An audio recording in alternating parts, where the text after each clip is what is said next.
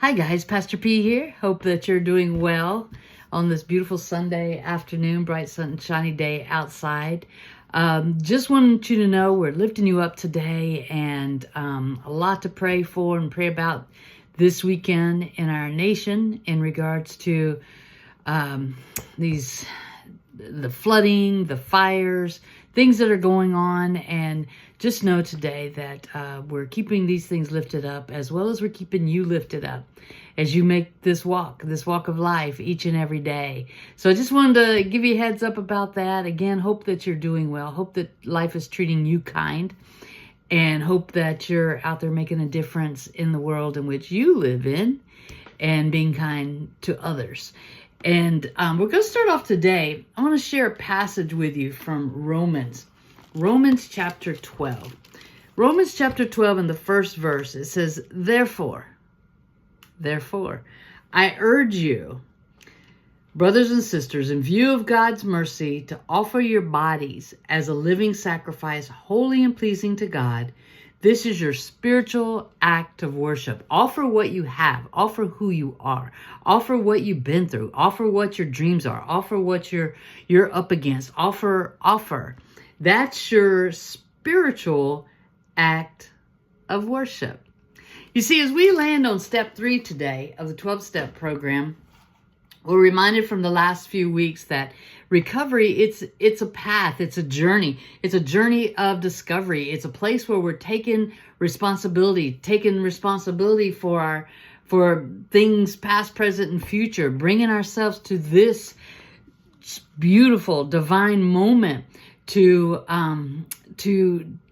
become aware of who we are and why we do what we do. And you know, the 12 steps and us initiating this conversation that all began out of looking at the habits that we have, and those habits that turn to traditions, and habits that turn into addictions, and habits that tear us down rather than build us up, and habits that we use in our life to tear others down rather than build them up. And so here we land at step number 3 in the 12-step program. It says we made a decision. We made a decision. We got our mind wrapped around something here. It says we made a decision to turn our lives and our wills over to the care of God. You see, that particular verse where it speaks about us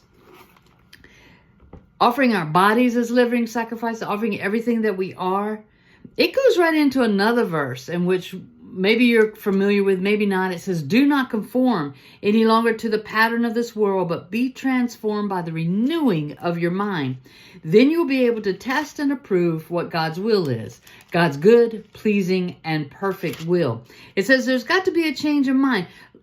Do not conform any longer to the pattern of this world, but be transformed by the renewing of your mind. Step number 3 is about renewing your mind. Okay, we've already, through step 1, we recognize that there's an awareness. Okay, we're powerless. We're powerless over this thing that's controlling us. Our lives have become unmanageable. Okay, and then we glide into step number 2, where it says, we talked about last week, we're a power greater than ourselves. Not ourselves, a power greater than ourselves can restore us to sanity. And here we are in step number 3, where it says we made a decision. We made a decision. Not, well, we're going to make a decision. One day I'll make a decision.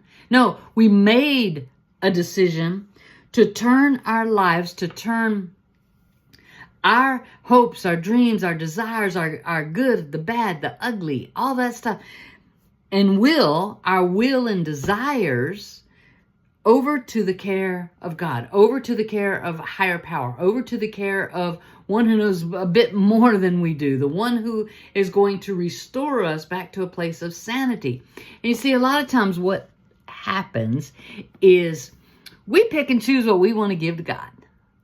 Don't you just love that? We pick and choose. Say, like, God knocks on your front door. Oh, God, you can't see the bedroom. No.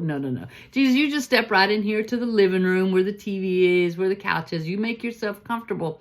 But I don't want you to see what's going on in the bedroom. I don't want you to see what goes on in the hallway. I don't want you to see what's happening in the basement. I don't want you to see what's going on in the attic. I don't want you to open that particular closet. I don't want you to step into the kitchen and look in that particular pantry. I don't want you to do that, God. We pick and choose those parts of us that we want to relinquish to God. We pick and choose those things where, okay, God, we invite you in. You're our special guest, but don't look around too much. Right? Often we do that with each other. Don't look around too much. You might figure out who I really am. And so a lot of times we share that with God. Don't look around too much, Lord. You might see some faults. You might see some worries. You might see some habits you're not pleased with. You might see some anger, some disappointments, and then you're going to run up out of here. You're going to try to bail. No, that's not God. God's here to stay, to help you work this thing out, okay? Your higher power is plugged in. Got here before you did. Just been waiting on you to show up to that place where trust is built, to that place where you relinquish your will over to God's will, God's divine destiny, and God's divine purpose for you. We find out in verse 3, in step 3, that this release is an ongoing release. Just like that passage of scripture in Romans 12, 1 and 2, that it's an ongoing giving. It's an ongoing of turning over. It's an ongoing of renewing and transformation. Every day is not going to look the same. Why should it? This is a brand new day. We ain't never seen this day before. Let's figure out what's going on in it. There may be something new in it that we didn't know about yesterday.